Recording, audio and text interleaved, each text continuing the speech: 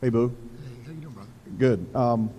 You've seen this university from the seat of the ACC when your dad hired you as an intern, and you've seen it from other institutions. What? Unpaid intern. Unpaid intern. Okay. What was your thoughts of the university from afar, and what, now that you've gotten closer to it, what are your thoughts of the university and the job of being the director of athletics here?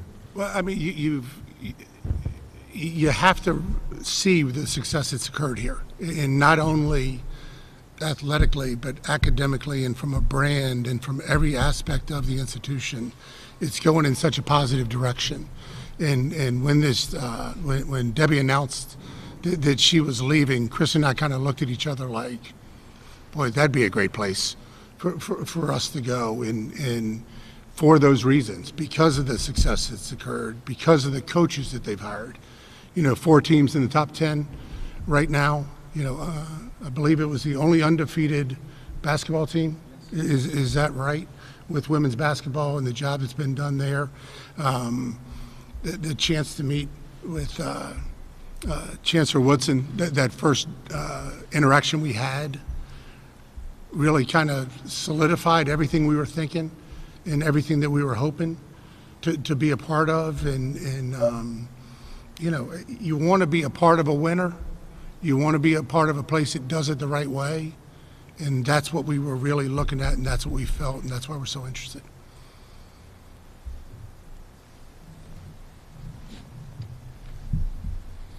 Next question. Boo, your predecessor oftentimes really directly embodied the passion of the fan base and wasn't afraid to publicly show that. How do you sink your teeth personally into the kind of the passion that the fans have and the school itself? Well, I think the stars of the show are the student athletes, and I think that always needs to be our focus on what we're doing. We've got a great group of coaches, and we had a chance to visit with them, or I had a chance to visit with them yesterday, and the biggest part of that is my job is to support them, and I think that's the most important part. The job's a big job. I'm not naive to that, but the job doesn't have to be everything that consumes me. And I think you need to have balance in your life. I think you need to know that the people around you care about you, and that the coaches know that you care about them, and that you got their back. And my job, more than anything else, is to make sure that every day on a daily basis, they have what they need to coach, to recruit, to mentor, and to develop the student athletes here at NC State.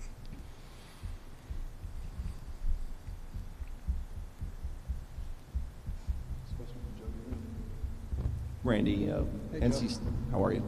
Living the dream. Good. Commend you on your stealthiness, by the way.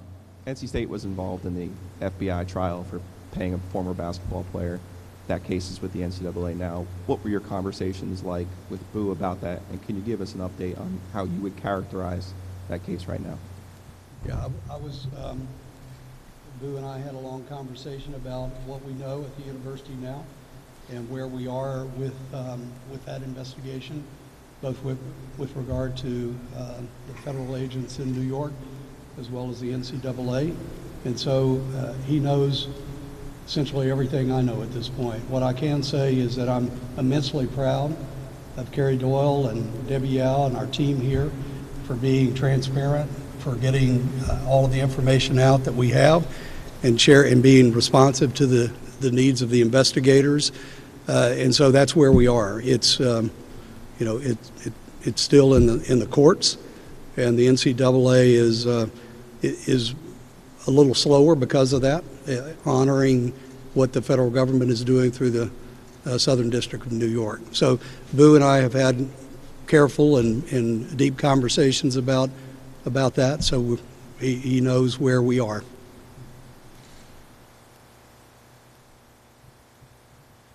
Randy, for you, when you went through the interview process, obviously you're going through a lot of different people.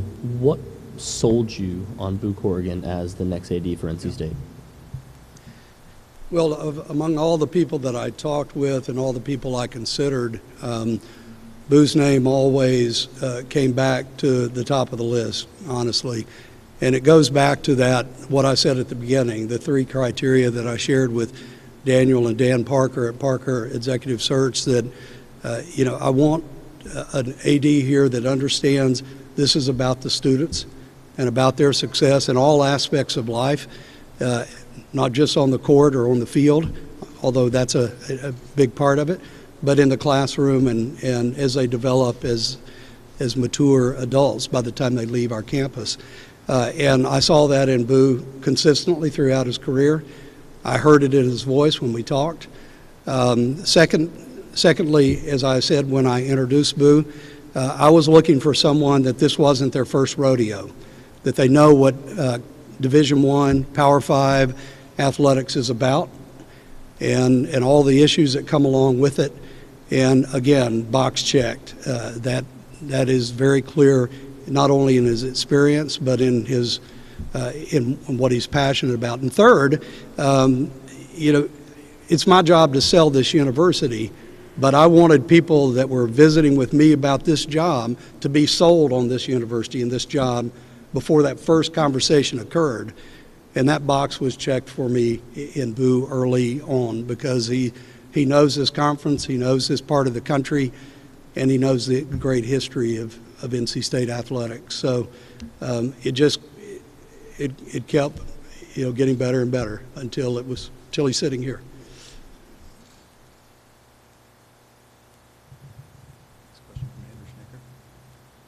Was this kind of a unique situation to come into, where you're not trying to fix a program or make sweeping changes, you're trying to continue on the success that was had before and build on that?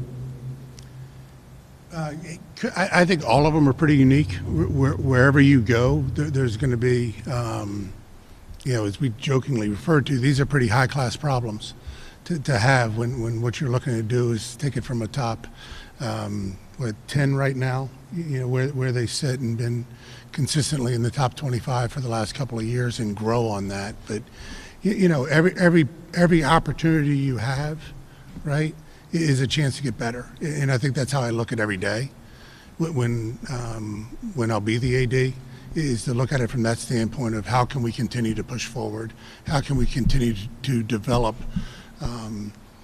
our student athletes, how can we continue to develop our coaches, for that matter, from thought leaders and those types of things, to make sure that they have every resource they need. But again, high-class problems because of the great job that Debbie did. Boo, could you knock out the origin story of your name for us? Randy said everybody calls you Boo, but we didn't get the story for it. And who's responsible for giving you that name?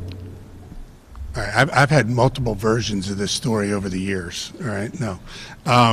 So I'm the baby of 7 kids, and there's 2 girls and then 5 boys in a row. And my father never cared for the name Eugene, and so by the time they had the 5th boy in a row, my mom looked at him and said, "We can probably stop having kids if you name one after you." And so they named me Eugene Francis Corrigan Jr. And when I was a baby, he started calling me Boo. And my mom kind of looked at him and said, "Gene, you need to stop doing that. The kids are going to start calling him Boo." Here I sit 52 years later. There's a guy named Boo. I do think it's kind of funny that there's a guy named Bubba in Chapel Hill. So I don't know where Boo and Bubba fit in, but I think it's yeah, exactly, a comedy routine somewhere.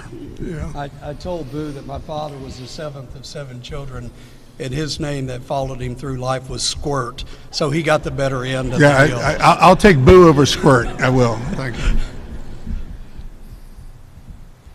Boo, you talked about your love for the ACC. I got a little choked up seeing you get emotional about the ACC, but obviously the league, as it currently stands, is not the league that you grew up in.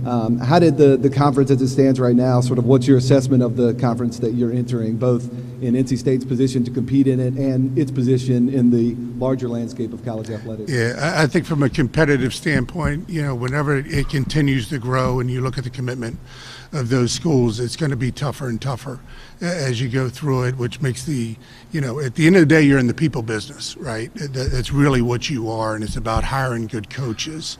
And I think there's a great group of coaches here. So from a competitive standpoint, I think the focus will always be there. What resources you're providing them, from the standpoint of facilities, from the standpoint of travel, from the standpoint of, as nutrition becomes more important. I think there's that aspect of it as well. But yeah, it does look different, but the whole landscape of college sports looks different than it did. I think at the time, we made the decision a while back at West Point to go into Conference USA and chose to go there for a while and get out. And it's an ever-evolving process of college athletics. Love where NC State is right now, primarily because of the leader who each time when I met with a coach, it continually came back to Chancellor Woodson and his incredible support of the people at NC State and the commitment he has to the people here, primarily the students.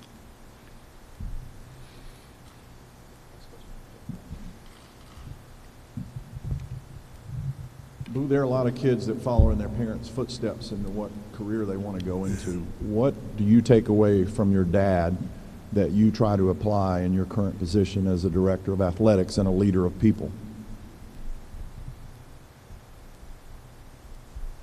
A lot, a whole lot. I've been around it. I've been around him. He had two phrases that he used to tell all 7 of us, and one was, it's better to remain silent and appear stupid than to open your mouth and remove all doubt. What was one of them. And the other one that I really do take to heart is take your job serious, but not yourself. And I think that's something that the job is a big job. And we were jokingly talking the other day, and Chancellor Woodson looked at me and said, you're kind of a big deal. And I said, well, the job is, so it's always been that aspect of it. The other thing that I've really learned was my dad was in the Army. He was an E5 in the Army during the Korean War, and just what I've learned at West Point, whether that's from General Huntoon, who hired me there, whether it was General Caslin, who I worked with for 5 years, or General Williams, who I work for now. And it's that, I think Dad had a great humility about him as well. And I think the ability to, you have to have an ego in these jobs to a certain level to even get to this point, but it doesn't have to be what leads you through the door. And I think that's kind of the other aspect of it. But I appreciate you asking about that. Thanks. Hey, Boo. I've always wanted to say that. Hey, Boo. Yeah, exactly. To Kill a Mockingbird. There you go.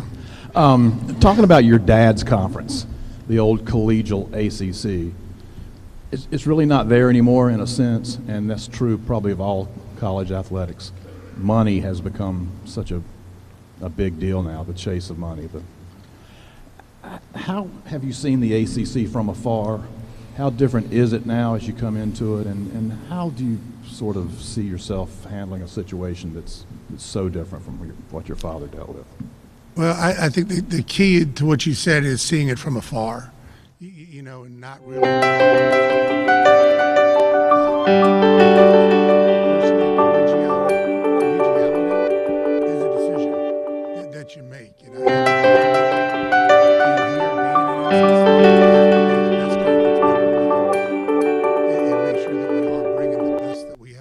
There, and if there are disagreements, to handle those the right way, and be a part of the solution as opposed to not being in there and trying to understand the landscape. And again, as I alluded to earlier, it's an ever-changing landscape that's going on right now in college sports. And at the end of the day, I think the ACC is different. I think that academic piece is just so important. 5 private schools in the ACC. When you look at the ratings from not that anyone cares about the U.S. News and World Report, but when you look at those ratings and where the schools are, I think what you're looking at are people that really care about the total person and care about the student athletes, and that's kind of the core to who we are as a family and who we've always been. And again, I think that's what the ACC is all about.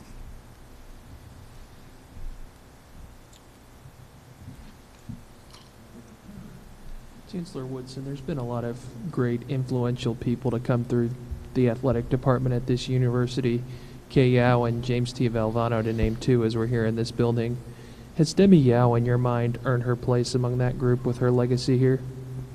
Without a doubt. Without a doubt. Debbie came in here at a time when NC State was not as competitive as we should be athletically, certainly not as competitive in terms of the success of our student athletes in the classroom as we should be. Look at this building. Look at the indoor practice facility. Look at where we are as a university, athletically and academically. Debbie has played a big role in that and deserves her name among those that have transformed this place.